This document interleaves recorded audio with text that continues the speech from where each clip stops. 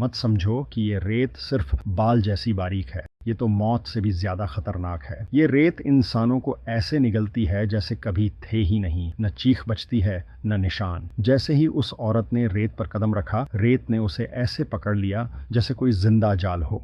वो छटपटाई, चिल्लाई, हाथ पैर मारे, लेकिन सब बेकार। उसने अपने हाथों से खुद को खींचने की कोशिश की, पर अब उसके हाथ भी उसी रेत की कैद में थे। उसका बॉयफ्रेंड दौड़ा उसे बचाने, लेकिन जैसे ही कदम आगे बढ़ाया, रेत ने उसे भी गिरा दिया। अब वो भी वहीं पड़ा था, बेबस, लाचार। बाकी लोग सन्न थे, कुछ समझ नहीं आया, और तभी आई वो दिल दहला देने वाली चीखें। लड़की अपने बॉयफ्रेंड को पुकार रही थी, लेकिन जब उसने सिर उठाया, उसका आधा चेहरा ही गायब था, रेत खा चुकी थी। सभी बस खड़े देखते रह गए, डर से जमे हुए। और सोचो, ये वही जगह है जहां कल रात तक पार्टी चल रही थी, म्यूजिक, हंसी, मस्ती। किसी ने सोचा भी नहीं था कि सुबह का सूरज इतना खौफनाक होगा। एक लड़की जब नींद से जागी तो देखा, रेत पर न कोई इंसान था, न आवाज, सिर्फ कपड़े और खालीपन।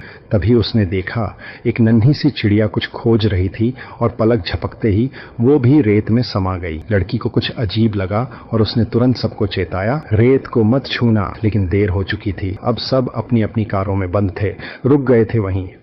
किसी की हिम्मत नहीं हो रही थी बाहर आने की।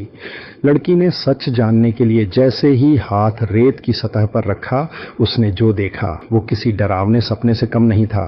रेत से बाल जैसे हजारों छोटे छोटे काले हाथ निकले, जैसे किसी जीव के अंग हों। वो जीव जो इतना सूक्ष्म लगता है, पूरे इंसान को निगल सकता है। दूसरी तरफ दादा, जो रात भर पीकर लोहे की बाल्टी में सो गया था, अब होश में आया। उसे समझ नहीं आया कि वो वहां कैसे पहुंचा। जैसे ही बाहर निकलने की कोशिश की, बाकियों ने चिल्लाकर बताया कि रेत में मौत है, सब जा चुके हैं। अब सब बैठे थे गाड़ी में, बिना हिले डुले। धूप तेज थी, पानी खत्म हो रहा था, खाने की कमी थी, और तभी वो रेत का राक्षस खुद चलकर गाड़ी तक आ गया। गाड़ी के चारों तरफ रेत ऐसे उठ रही थी जैसे कोई सागर लहरें मार रहा हो। टायरों के नीचे से बाल जैसे हाथ बाहर आ रहे थे। दरवाजों की दरारों में से कुछ अंदर घुसने की कोशिश कर रहे थे।